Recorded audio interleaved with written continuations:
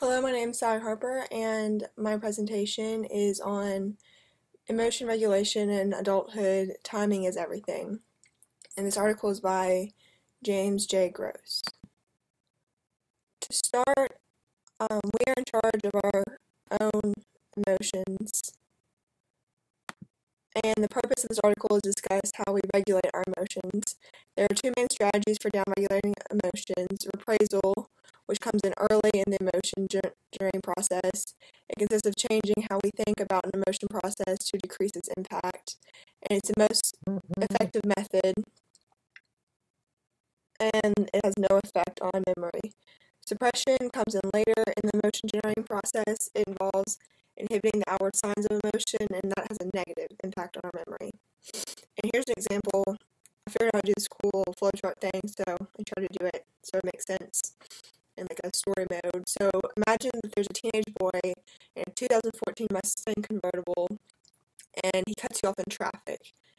You brake hard just to avoid hitting the Mustang. You want to yell and throw something, maybe even hit the convertible with a car, be like, whatever, I'm just going to hit him. But you don't do this, or most of us wouldn't do this, because we know how to regulate our emotions. The origin of this thought is that psychological research on emotion regulation examines the strategies we use to influence which emotions we have and how we experience and express emotions. This developed from two earlier traditions, the psychoanalytic tradition and the stress and coping tradition. Okay. This is a picture I found online, and it's on Google, and I have the source at the end of the slideshow, but this is how we regulate our emotions. It's like you select, modify, deployment, change, and modulation, and then there's it kind of translates into situation, attention, appraisal, and response. Based off the appraisal you get, the response is how it works. Okay. The process model of emotion regulation. Emotion regulation includes both conscious and non-conscious responses and strategies we use to increase, decrease, or maintain our emotional responses. There are many times and ways that we can handle our emotions. You're handling your emotions at all times throughout the day in all different ways. The strategies differ when they have their main impact on the emotion generating process. It's the easiest to distinguish between the antecedent-focused emotions and the response-focused emotions. And I will explain what these two are. The antecedent-focused responses are on the left-hand side, and they refer to things we do before the response tendencies have become fully activated and have changed our behavioral responses.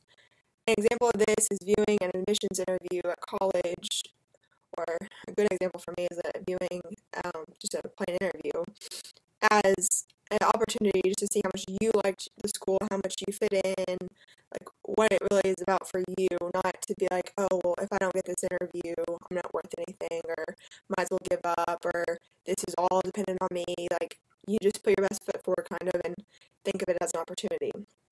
But response-focused emotions refers to things we do once an emotion has already evoked, like keeping a poker face while playing a great game of poker. Like, the emotion is excitement, like, yes, you have good cards already evoked, so you have to kind of keep the response of your emotions more secretive if you want to win poker.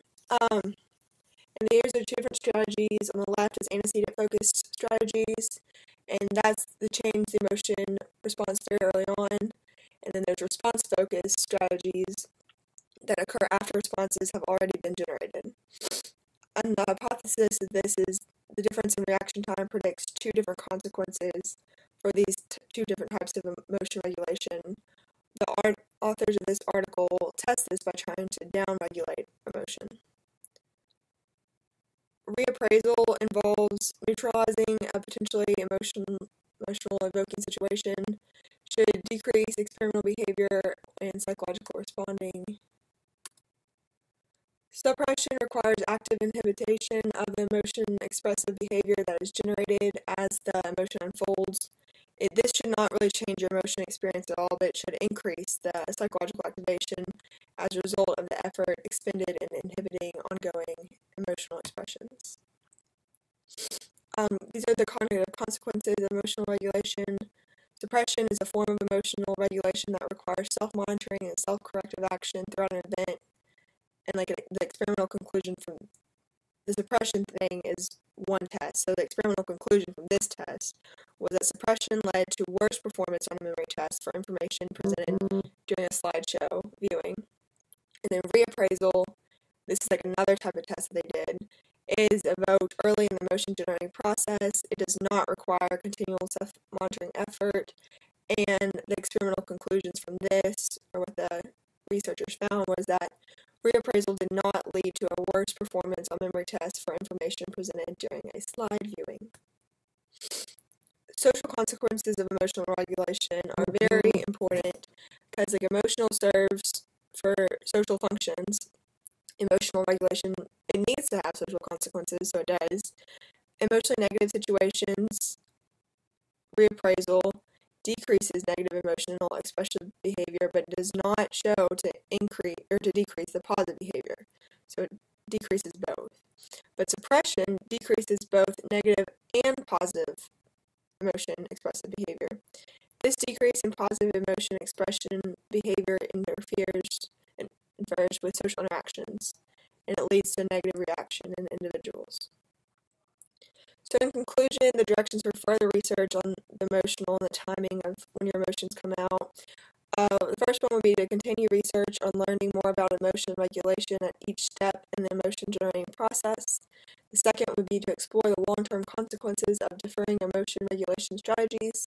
And the third would be to explore whether people regulate emotional impulses in the same way as physical impulses, such as hunger, aggression, and sexual arousal. And thank you, and that's all I have. This is my last article. I really enjoyed this class with y'all, and I hope